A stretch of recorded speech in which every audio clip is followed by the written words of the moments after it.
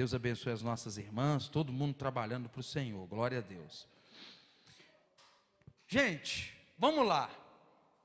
A história do caminho de Emaús. Emaús ficava a cerca de 10 quilômetros de Jerusalém. Qual distância, gente, que eu disse? Eu quero saber se você está prestando atenção, tá? Foca aqui.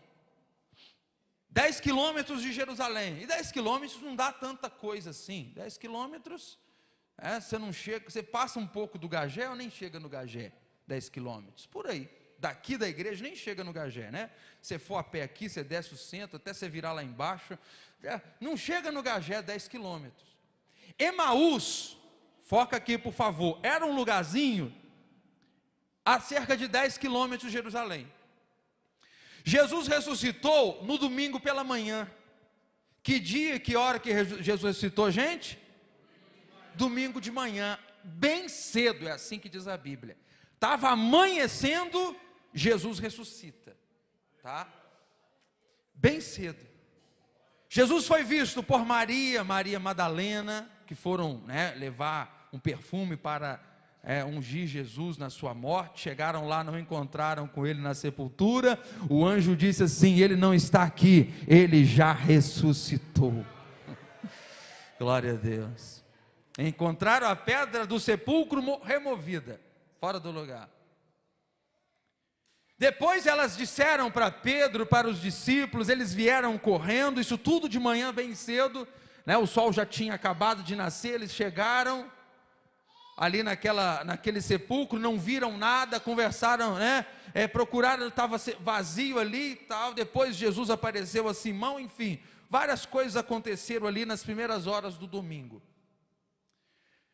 Uma das coisas que aconteceu no domingo é que Jesus pega a estrada para Emaús. Jesus começa a andar em sentido a este lugar, cerca de 60 estádios, mais ou menos 10 quilômetros. E aí lá vai Jesus em direção a Emaús. E enquanto ele caminhava, ele encontra, claro gente, que é proposital. Para Jesus não existe coincidência, nós falamos que é Jesuscidência, amém ou não amém, gente? Não existe coincidência, não foi um acaso que Jesus encontrou Cleopas e o seu companheiro, não. Jesus encontrou Cleopas e o seu amigo, não foi por sorte, é porque Deus tinha um encontro marcado com aqueles homens, naquele dia, naquele horário. E Jesus vai a caminho de Emaús e encontra estes homens na caminhada. E quando Jesus encontra com eles, eles estavam tristes, cabisbaixos. Já tinha passado 3 dias que o mestre deles tinha morrido. Só que a Bíblia fala assim, lá nos primeiros versículos que a gente leu, a Bíblia diz que na hora que eles olharam para Jesus, eles não reconheceram que era Jesus. Alguma coisa aconteceu, a gente sabe que é algo sobrenatural de Deus, algo aconteceu, eles olharam para Jesus e não perceberam que era Ele, tá? Eles não notaram, e Jesus chega para caminhar, e vai: por que vocês estão cabisbaixo desse jeito? Uai, você não sabe o que aconteceu? Nós somos de Jerusalém, você está vindo de Jerusalém, será que você é a única pessoa que não sabe o que aconteceu em Jerusalém? Você é o único que não sabe as circunstâncias, o que está acontecendo? Aí Jesus pergunta: o que é que está acontecendo em Jerusalém? O que está acontecendo em Jerusalém? E eles começam a falar: o nosso mestre, a gente o seguia, a gente o venerava, a gente o respeitava, a gente gostava dele. Ele falou palavras lá que não estão, com certeza essa conversa durou vários momentos, vários minutos, e eles foram falando, e eles disseram a seguinte frase de decepção: olha para mim, não olha para a Bíblia agora, Lucas 24, a frase de decepção deles é a seguinte, olha, versículo 21, depois de falar, Lucas 24, versículo 21, depois que Jesus falou, depois que eles falaram o que tinha acontecido em Jerusalém, eles disseram o que decepcionava o coração deles. Olha só o versículo 21, ora, Nós esperávamos que fosse ele quem havia de redimir a Israel. Mas depois de tudo isso, e já esse é o terceiro dia, desde que essas coisas sucederam, aqueles homens demonstraram uma decepção grande. Falaram assim: olha, a gente está assim cabisbaixo, porque o nosso mestre morreu, o nosso mestre foi colocado na cruz, humilharam o nosso mestre, mas a gente tinha uma esperança nesse homem, a gente achava que ele ia redimir Israel. Só que aqueles homens, igreja, estavam com uma esperança errada em Jesus. Era para eles esperar em Jesus, sim, mas não aquilo que eles estavam esperando. Quem está entendendo diz amém. Se você ainda não entendeu, deixa eu ser um pouco mais claro. Eles criaram uma expectativa em Jesus que não era para ser criado. Qual a expectativa? Está aqui no texto. Nós achávamos que ele havia de redimir a Israel. O que ele está querendo dizer? A gente pensava que Jesus seria o homem que ia nos livrar do poder de Roma. Eu acredito que você saiba que os romanos no tempo de Jesus, nessa época, os romanos dominavam a Judéia, dominavam Jerusalém, toda a Judéia, toda a nação de Israel, e não só o povo judeu. Os romanos dominavam toda a região. Aliás, era o maior império do mundo, o Império Romano, nas mãos de César. Os grandes imperadores romanos que passavam e dominavam o mundo durante séculos, inclusive na época de Jesus. E os judeus depositaram em Jesus a libertação dos romanos. Sim, eles tinham esperança em Jesus, mas uma esperança errada. Eles tinham uma esperança no Cristo, mas uma esperança equivocada.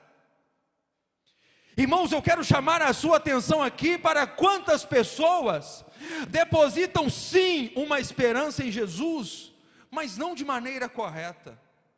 Tem gente que vem em Jesus esperando, quem sabe um dia em Jesus, né? Eu vi lá na internet, eu vi lá num culto um pastor falando lá na televisão, né? Que fulano trocou a casa, fulano arrumou o emprego, fulano, né? Era empregado, hoje é patrão, fulano ganhava um salário mínimo, agora ganha 10 mil, agora ganha não sei o que, agora tem uma mega empresa, fulano andava empurrando o carro por aí, hoje anda de carrão, e aí, eu vou para a igreja também. Muitas pessoas vêm em Jesus, porém com a expectativa errada. Está certo elas virem até Cristo, está certo elas depositarem a esperança em Jesus, porque Jesus é a única esperança para este mundo perdido. Está certo as pessoas depositarem a sua esperança em Cristo.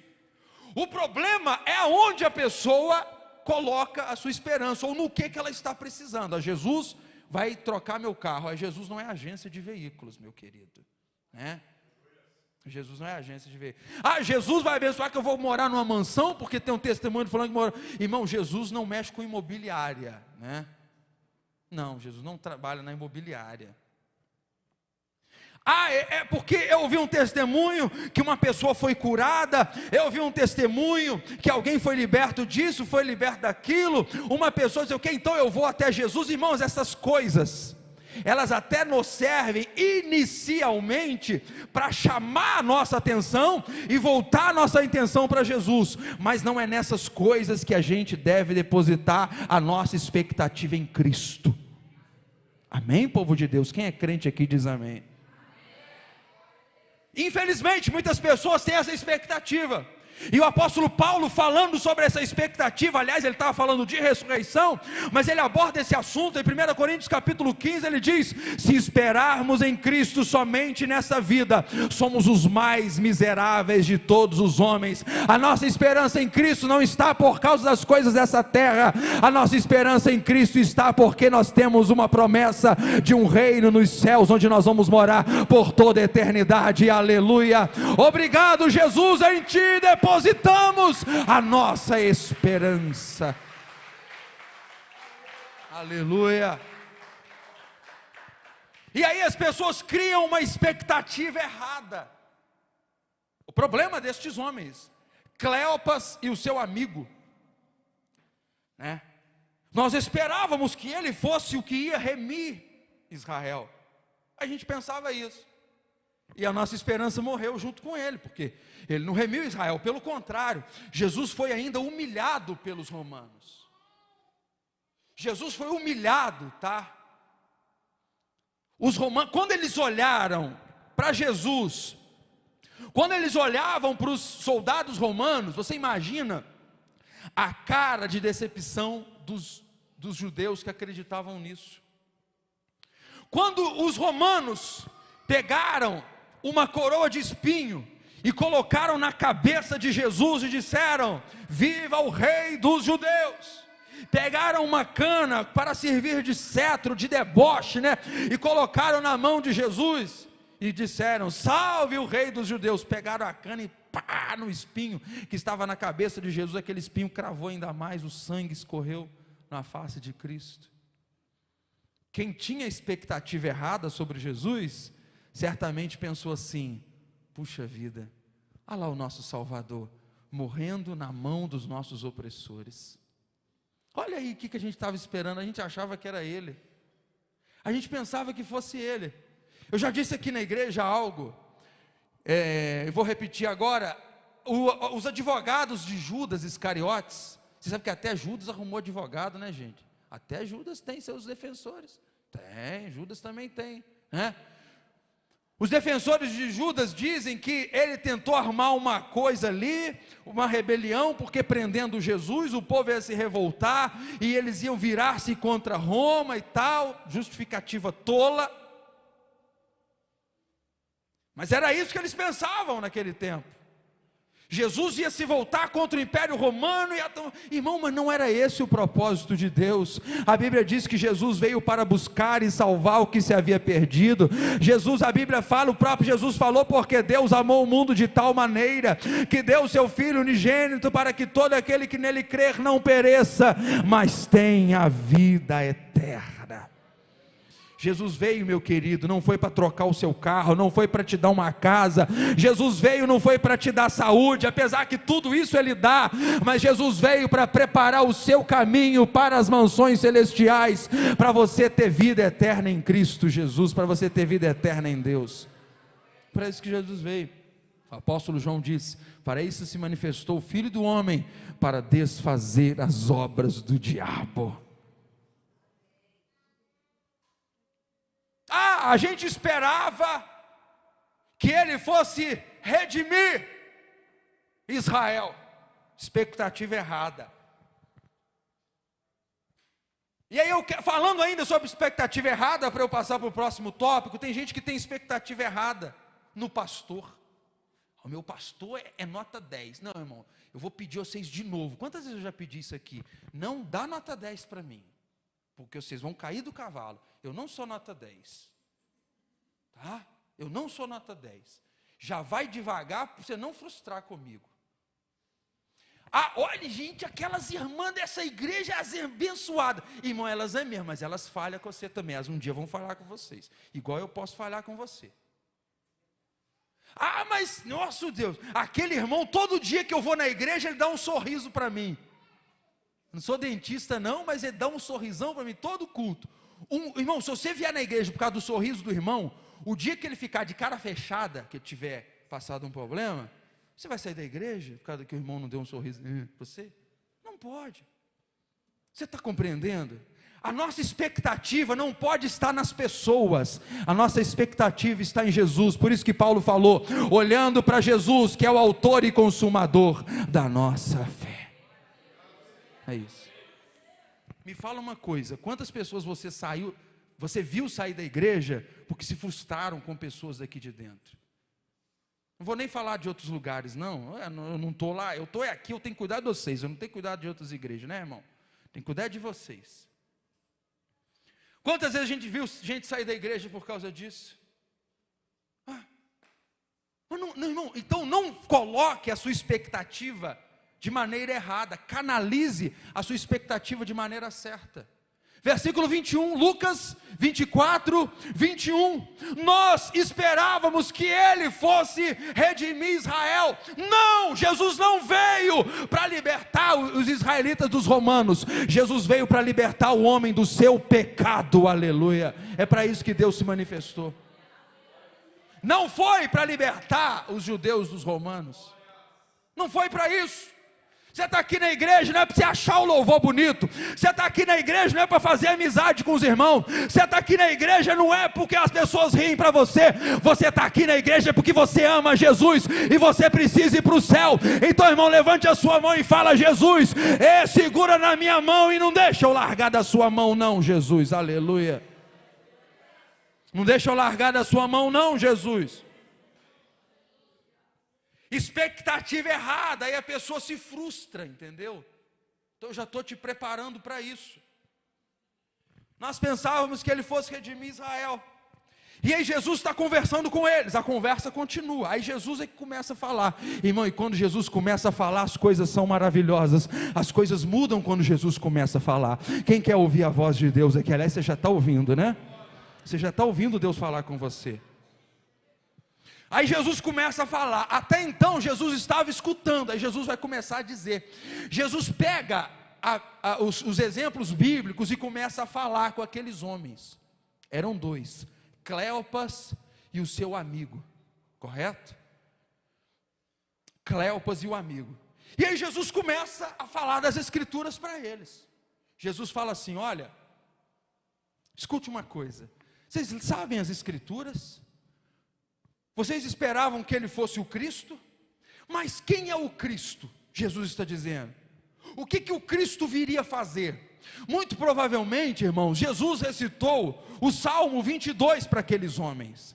Muito provavelmente Jesus recita Isaías capítulo 53 para aqueles homens. Ele foi ferido pelas nossas transgressões, o castigo que nos traz a paz estava sobre ele, e pelas suas pisaduras nós fomos sarados.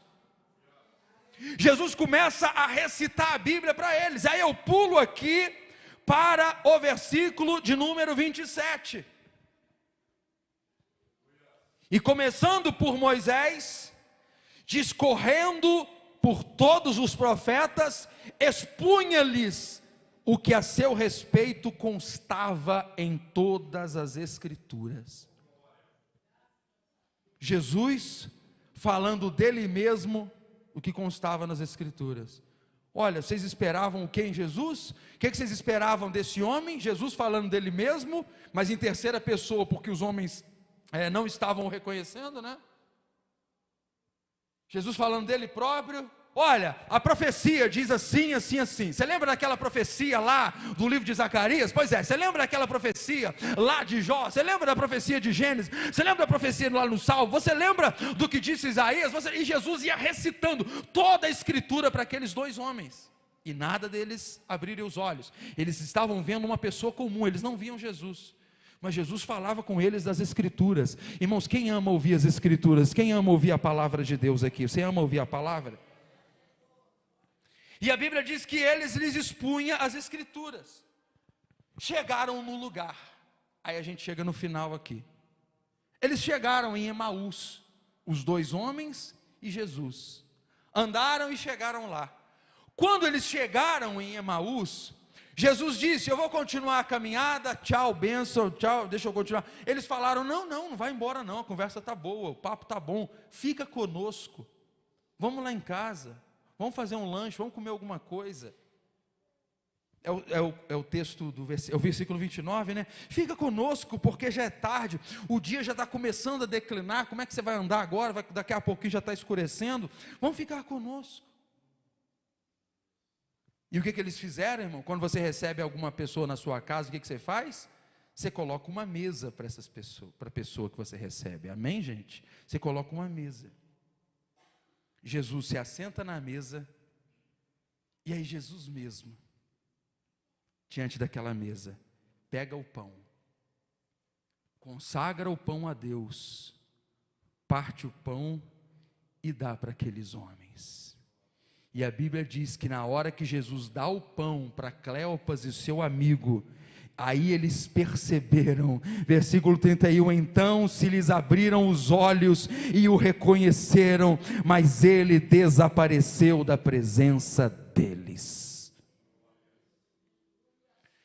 Jesus vai falando das Escrituras, Jesus vai falando do Evangelho, Jesus vai pregando a palavra, e aí diante daquela mesa, na casa daqueles homens, Jesus pega o pão, Deus, Pai, apresento aqui este pão, e Jesus dá graças, como ele sempre fazia, partiu, entrega e desapareceu. Aí eles falam, era ele o tempo todo, era ele que estava conosco, era Jesus que estava conversando conosco.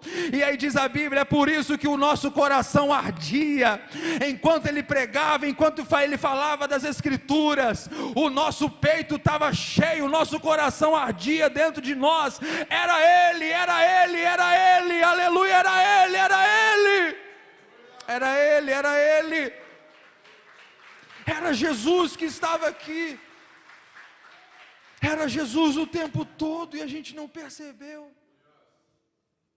Irmãos, quantas vezes Jesus está do seu lado, Jesus está falando com você, Jesus está aqui no seu ouvido, fulano, ciclano, a palavra de Deus está sendo pregada, Jesus está falando, as pessoas estão dizendo, você recebe uma mensagem, você ouve, e o que acontece? Você fica distraído. Jesus está falando e você não percebe que é Ele que está falando com você. Já aconteceu isso? Tem certeza que já. Tem certeza que já. Na minha época falava comeu mosca. Como é que fala hoje? É isso mesmo? Mudou não, né? Comeu mosca. Jesus está ali falando, Jesus está pregando para você, Jesus está dizendo, Jesus está falando, e a pessoa está distraída. E a pessoa não está percebendo que é Jesus. Querido, se num culto como esse você não escutar Jesus falar, é porque você está morto espiritualmente. Jesus está falando aqui o tempo todo. Por isso que a Bíblia diz, quem tem ouvidos ouça o que o Espírito diz às igrejas. Então, irmão, se eu fosse você, irmão, pegava um cotonete aí, limpava seu ouvido, porque Jesus está falando, Ele quer que você escuta Ele aqui nesse lugar. Irmão, Ele está falando e tem gente que não percebe que é Ele. Tem gente que olha aqui para alguém que está pregando, seja o pastor, seja quem for, e aí para ele aquilo é uma palavra comum, para ele é alguma coisa normal, para ele tanto faz como fez, e ele não percebe. Irmão, você não sabe se você vai ter uma outra oportunidade dessa. Tem gente que está no meio das drogas, tem gente que está no vício, tem gente que está atolado no pecado, não consegue ouvir a voz de Deus. Você está aqui na casa do Senhor, Jesus está falando com você, então aproveite essa oportunidade, dá glória a Deus e aleluia, diga obrigado Senhor, por ouvir a tua palavra, por ouvir a tua voz. É Jesus falando com você. Jesus está falando com você, irmão. Jesus está te tocando, Jesus está aí, ó, cutucando você, e você não está entendendo. Não é possível que você não está entendendo. Não é possível que você não está entendendo Jesus falar com você. Qual que é o versículo mesmo? Eu gosto de mostrar o versículo, né? É o meu estilo de pregar. Eu aprendi isso alguns anos atrás, espero preservar isso. É o versículo de número 32. E disseram um ao outro, né? Porventura, não ardia o nosso coração, quando ele pelo caminho nos falava, quando expunha as Escrituras? Nosso coração estava ardendo e a gente nem percebeu que era ele. A gente nem percebeu que era ele. O nosso coração estava ardendo e a gente nem percebeu que era Jesus. Jesus está aqui nesta noite. Aleluias. Adorar é o que sei, adorar é o que sou, nada